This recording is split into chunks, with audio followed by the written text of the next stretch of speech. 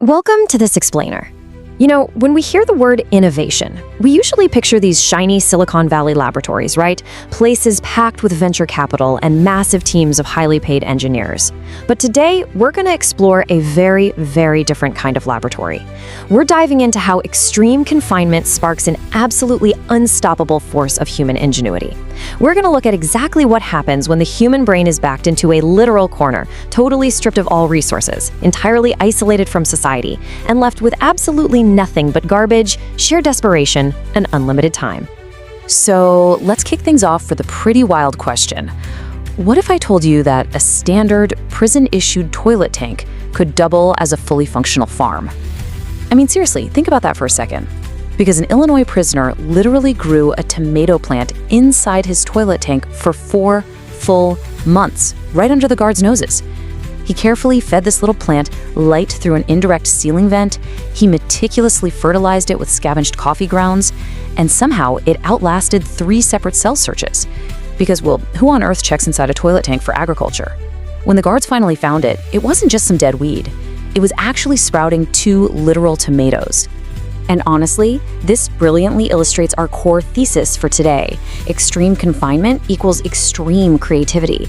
To really break this down, we're going to construct a sort of Maslow's hierarchy of prison needs. We'll be tracking how inmates take absolute junk and transform it into staggering engineering marvels across 4 distinct levels of escalation.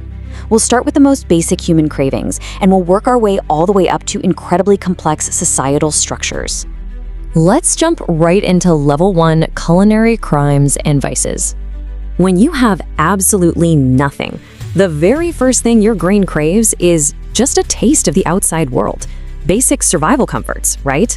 And when the rules say absolutely 0 alcohol or comforts allowed, well, human ingenuity finds a way. 70 proof. That is the staggering, almost unbelievable strength of the alcohol a Virginia prisoner managed to brew inside a ventilation duct back in 2003.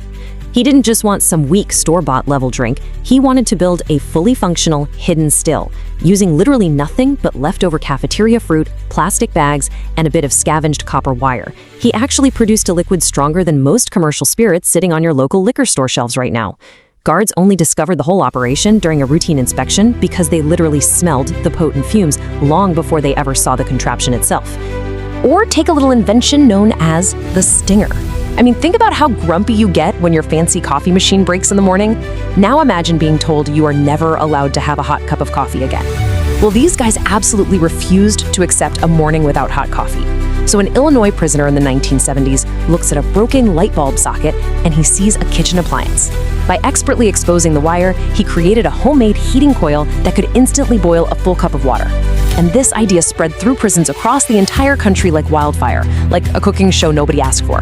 It was so popular, it literally caused 3 documented prison fires nationally, all because that morning caffeine ritual is just that completely crucial to the human psyche. Moving right along to level 2, warfare and escapes. As human needs escalate beyond those basic comforts, so does the danger.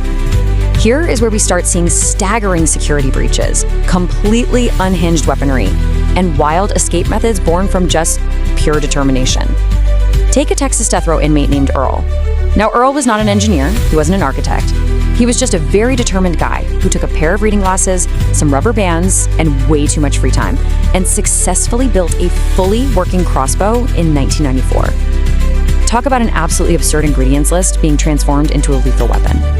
Get this, when the guards finally confiscated and actually tested that homemade crossbow, it fired a pencil clean through a cardboard box. The entire prison staff reportedly just stood there in total silence, staring at it for a full minute. I mean, they had absolutely 0 training in their official manuals for what they were looking at. It completely defied their entire understanding of what a person could manufacture inside a concrete box. And when it comes to escapes, the level of patience required is just truly astounding. Back in Oregon in the 1950s, a group of prisoners disguised 6 entire weeks of active tunnel digging behind a painted cardboard wall prop. They meticulously painted cardboard boxes to match the exact texture, the exact color of the actual concrete walls of the facility. They'd wheel this prop out, dig their tunnel behind it in secret, and get this, guards walked past a fake cardboard wall every single day for a month and a half without noticing a single thing out of place. It's like something straight out of a movie. It gets crazier. They even mastered aerodynamics. Inmates at Stateville discovered that if you heat up a cheap plastic cafeteria spork and bend it just right, it curves into a boomerang shape. It was perfectly engineered so that when you threw it inside a crow's cell, it would magically curve back close enough to the thrower that the evidence could be snatched up and hidden before the guards even arrived to investigate the commotion. Remember, these guys did not have CAD software or elaborate wind tunnels to test flight paths. All of that highly technical research and development happened purely through relentless trial and error testing during unsupervised recreation time. Which brings us to level 3, the contraband tech boom. The really crucial point here is that this immense creativity does not just stop at crude physical tools. Oh no, it leaps right into modern digital engineering. Think about it. We take clean tap water for granted every single day. Municipal water treatment facilities spend literal millions of dollars on complex, multi-stage filtration systems just to make our water drinkable.